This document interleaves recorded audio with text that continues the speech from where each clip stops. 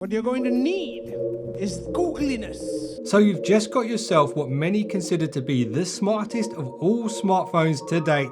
One thing is for sure, the Google Pixel 7 is certainly the most googliest. And I was up until the early hours of the morning searching for the very best tips and tricks to help you guys get the most from your Google Pixel phone from day one. And some of these tips and tricks will be quite fundamental. Some are kind of hidden away and quite hard to find, like hidden gems, and some are quite advanced. Number one, it actually amazes me how many people don't do this on day one. Go to your settings, scroll all the way to About Phone, and then here where it says device name, you can label this whatever you want. And have you ever scanned for Bluetooth on a train or a plane? Try it next time you're traveling. You'll see how many people actually don't do this. And don't be one of those people. It's your phone, give it a name. And doing this when it comes to connecting to things in the future over Bluetooth or Wi-Fi is going to make your life easier. Doing this is 30 seconds of your time well spent. Trust me. So this one is very specific to Pixel 7 Pro. Out of the box, you might not realize it, but the pixels are not being fully utilized. So let's fix that. So let's dive into the settings on the device. This time we're scrolling down to display.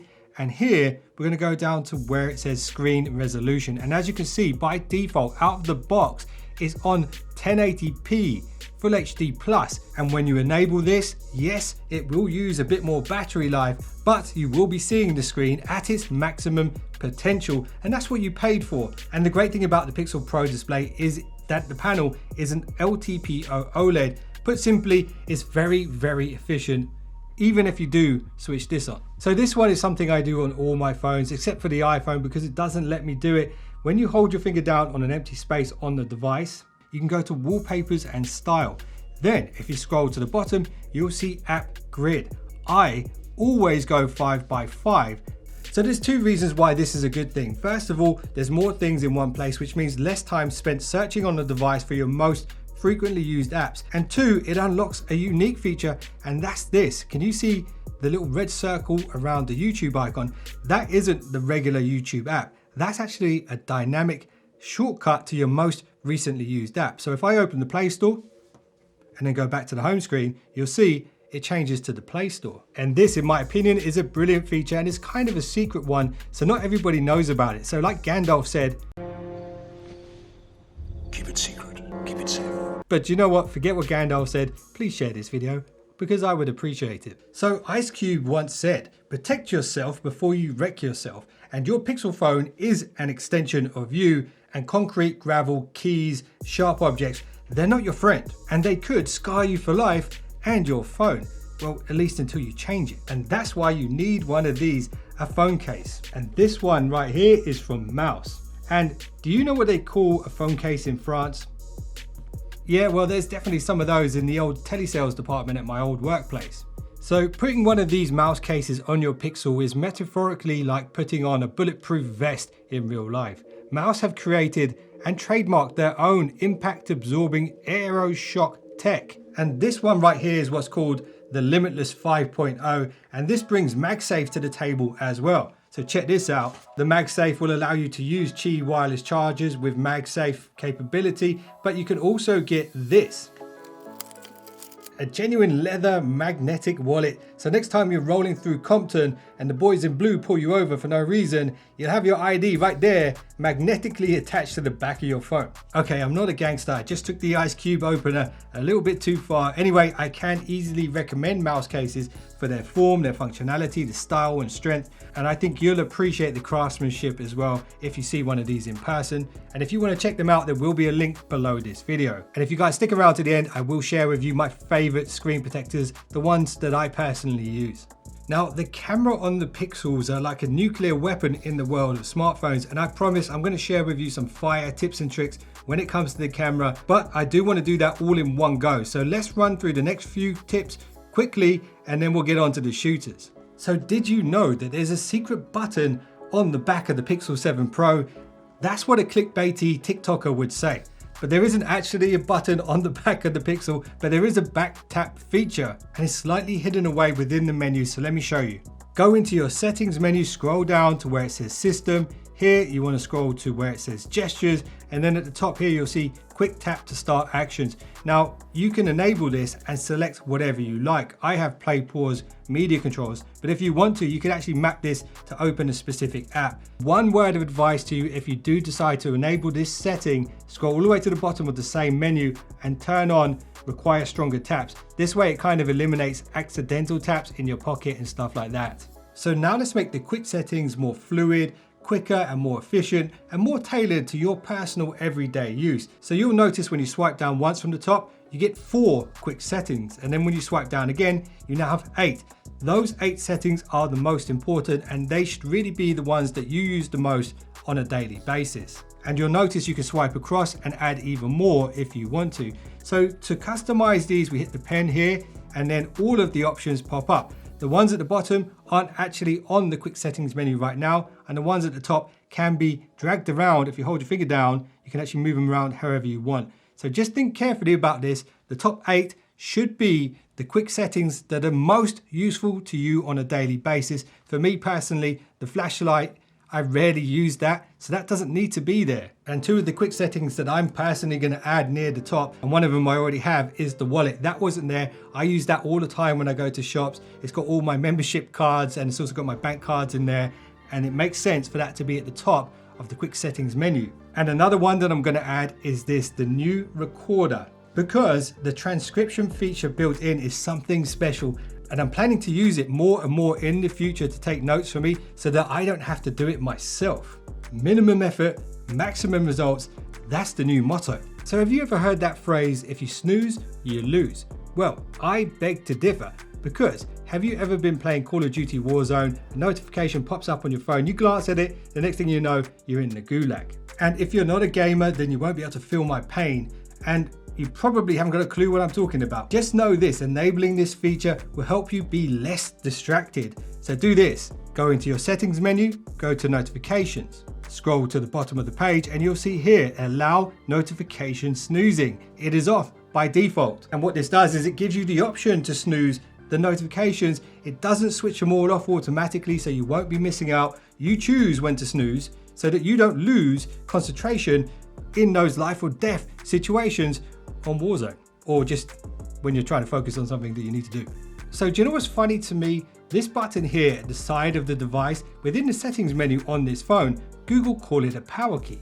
But in order to power down your device, you need to combine the power key with a volume key to open the menu to shut the phone down, which to me sounds like a little bit too much effort. So if you want to be old school and remap the power button to be a power button, then do this. Go to settings, go to system, go to gestures, and scroll to the bottom, and you'll see this, press and hold power button. Now at the moment, hold for assistant is enabled, and we can turn that off, and now the power button brings up the power menu to switch the device off. Now if you're worried about losing the assistant, don't worry, because it's right here and it's always listening as well. Okay, because you've made it all the way to tip number 8, I have a bonus tip for you guys, and this is something that's not on by default. Open the Google Message app, and at the top right corner, hit the 3 dots, and now go to settings. Now at the top here, you'll see chat features.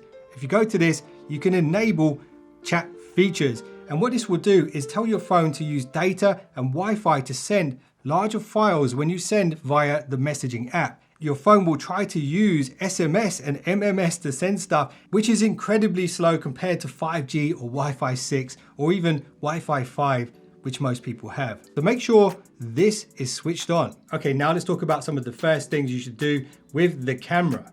The absolute first thing you should do when it comes to the camera app on the phone is enable the grid. So to do this, hit the settings at the top corner here, go to more settings. Then if you scroll down, you'll see grid type. Now you can go 3x3. This is my typical setup, and using the 3x3 grid, it will help you practice the classic rule of thirds technique. But since there is a different option available here, I feel kind of drawn to use it, and that's the golden ratio. This is sometimes known as the phi grid. And it's said that if you compose photos with important details along the lines and intersections, there's a very good chance you'll snap a picture worth its weight in gold. Okay, here's a question for you. Do you like taking photos of yourself because nobody else can seem to get a good photo of you?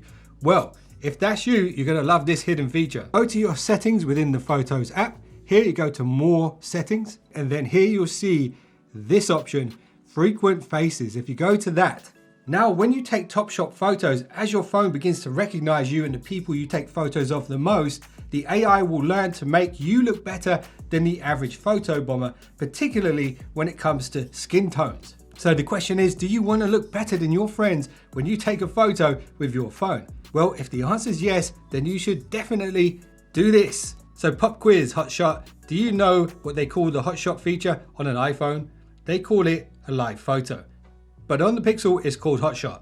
Now to access the hotshot menu, if you use the drop down here, you'll see it's actually on auto by default. If you manually want to toggle this on, so it's on all the time, you can do that. And then that way, the feature I just showed you, the frequent face feature, will always be working. And just to explain very simply for anybody who's new to this kind of photo, essentially what it does is it takes a bunch of photos and you can pick the best one out of the lineup. Okay, so staying within the camera app, this is not a first thing to do. It's more of a first thing to learn because it's a brand new exclusive feature for the Pixel devices. And what it allows you to do is remaster photos that have motion blur in them. For example, this one, I turned the lights down so that the phone had to do a slightly longer exposure. And then I wobbled the Iron Man bobblehead to try and create some blur. And I got a little bit here, but the Pixel is such a good phone, it's actually done a good job at reducing it before I've even added this new effect. Anyway, let's say you've got a photo like this in your photo gallery and you want to make it sharp again. So all we need to do to use this new feature is go to a photo that has the blur, go to edit, and then you'll see the option to unblur.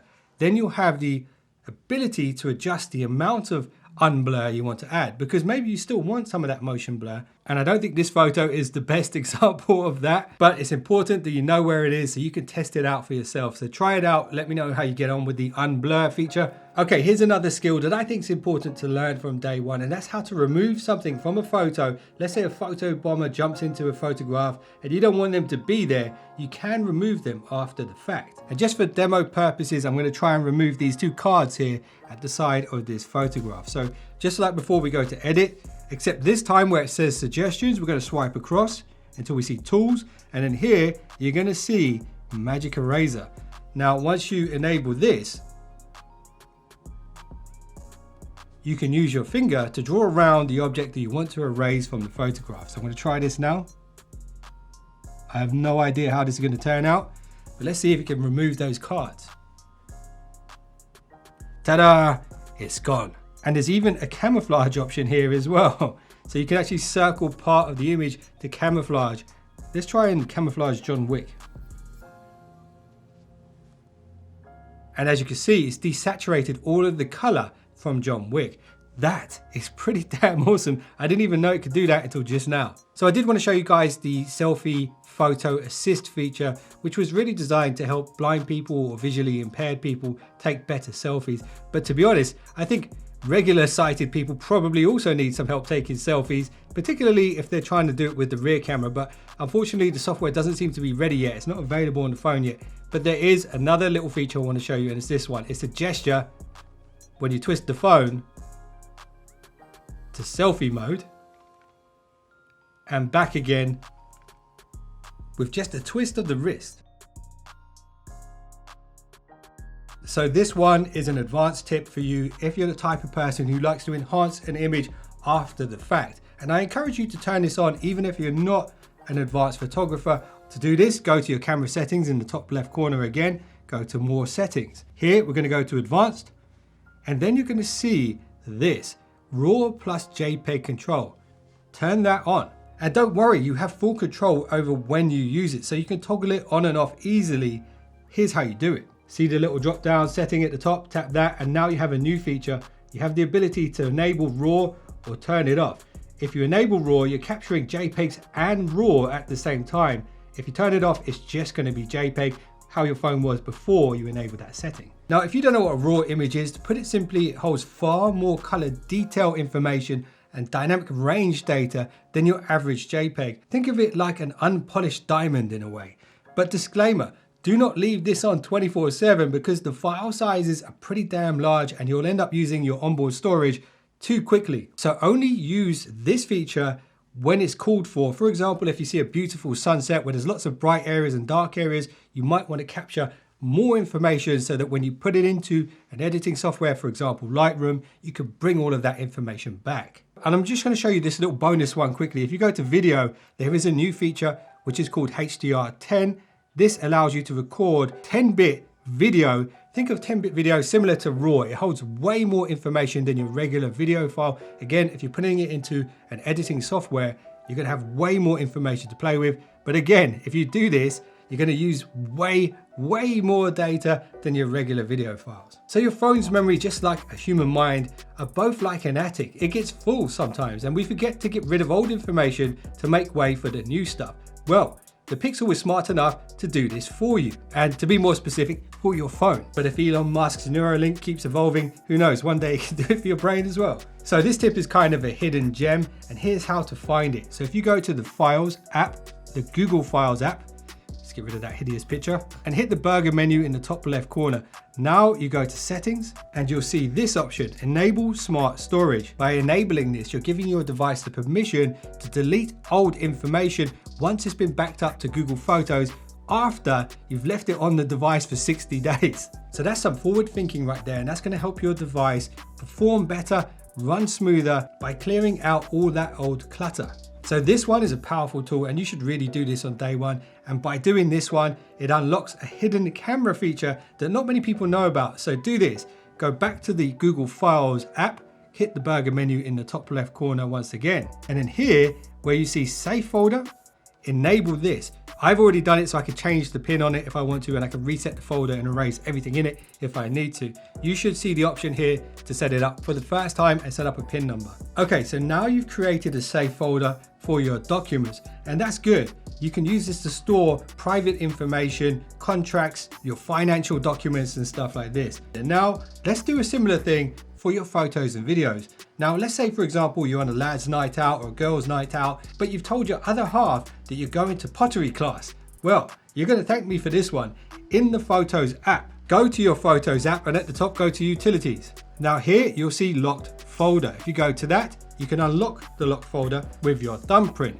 Now you can manually move photos and videos here into this folder, but that sounds like a lot of work. Here's the ninja trick. When you go back to your camera and you're on your night out, you can hold your finger down on the preview here, and then you get the option to save all of your photos and videos straight into the locked folder. So now when you wake up the next day with a terrible hangover, if there happens to be any hideous pictures of you on your phone, they will be stashed away in the locked folder, and only you can access them. Okay, so if you're a music lover and you're the type of person, when you hear a song that you like, you get your phone out and you use Shazam or something like that to figure out what song it is so that you can download it onto your playlist. Well, you're going to appreciate this feature. In the settings menu at the top, you can use the searchable menu to quickly find this. Type in Now Playing, and you'll see it pops up at the top under System Services. Now, if you enable this, this will constantly be on in the background, and it will even show up on your always on display. If there's a song playing, it will tell you automatically what song that is without you having to do anything. Again, minimum effort, maximum results. That's the motto. So while we're talking about privacy, I do recommend you do this unless you don't mind people reading your personal messages and notifications. And I'm assuming you do mind. So let's go to Settings, then go to Display, then Lock Screen. And then here you'll see Show All Notification Content is on. If you go to this, you can now set it to show sensitive content only when unlocked. That way, on your lock screen now, any personal messages or emails or financial notifications or anything like that won't be visible to anybody sitting next to you on the bus. So here's another quick one. If you go to Settings, scroll down to System, here go to Gestures and enable this, flip to shh. Next time your phone rings or an alarm goes off or something like that, all you need to do is flip the device and that will stop that racket. So it's quite easy to get tied up in modern day life and forget about our own well-being. And I'm showing you this tip to try and help you out in that area. So if you go to Settings, This time, scroll down to digital wellbeing and parental controls. I've got two profiles set up because I've got my work profile on here and my personal. I'm going to set it up on the personal one. So if we scroll all the way to the bottom, you'll see show icon in app list. So now what that will do is make the digital wellbeing visible here in the apps. And it's this little green one. I'm going to drag this onto the home screen because we're going to be coming back to this a few times for the next couple of tips. Okay, so this one, most people should do it, but they don't do it. And I don't know why, but check this out. It's a heads up for you guys. I see a lot of people walking around the streets with their heads down, staring at the phones, and I'm guilty of this too. But this can cause you problems in the long run, and it can potentially get you hit by a bus, like I did in Ayia Napa in Cyprus. And if you join my channel membership, maybe I'll tell you the story one day. It's a true story. Anyway, go to the digital wellbeing app using the shortcut we just created and scroll down to where it says heads up. So I do recommend you set this up, but ultimately it's down to you. So I was going to show you guys the night light feature and how to set that up. And that's when your screen kind of goes orange. It strips back the blue light that can help you get a better night's sleep. But there's actually a new and improved feature here, which does a similar thing. So check this one out. Go back into the digital wellbeing app or shortcut, whatever you want to call it. Scroll to bedtime mode. So this is a new feature. If you set this up, your phone is going to help you sleep better. And on top of that, it's going to track how you sleep and give you advice on how to sleep better the night after. You will have to give it some permissions for it to collect data on device. So read it through before you make your final decision, but test it out. See how you get on. Maybe you'll learn something that you didn't already know. Okay, so you've made it this far, and this is an advanced tip that will help you move like a ninja as you navigate through your daily life. Go back into the settings for the last time, scroll all the way down to system, and then here you're going to see rules. Now enable rules if it isn't already enabled. What you can now do is create a rule by hitting this. So what this will do is you can add locations or recognized Wi-Fi networks as triggers for actions on your device. So let's say you work in a library and every time you go to work, your phone needs to be on silent. You can add that location on the map using Google Maps, or you can add the Wi-Fi network as the trigger and set it to silent. And then once you've done that, you can set up a second rule that says, whenever I connect to my home Wi-Fi, switch it back into ring mode or vibrate or do not disturb. And you can create a bunch of these. So if you're going to school, university, college, or wherever you're going, you can have a rule for each place using your geolocation or the Wi-Fi networks. And I do recommend that you do this because sometimes moving in silence is the way forward. So I hope you guys got value out of this video. If you want to check out another one of my videos that I think you might like, thumbnails on the screen right now. If you just subscribed, you're now one of the finest subscribers known to man, and I will see you in the next one. Don't be late. Nothing funny. Googliness. The intangible stuff.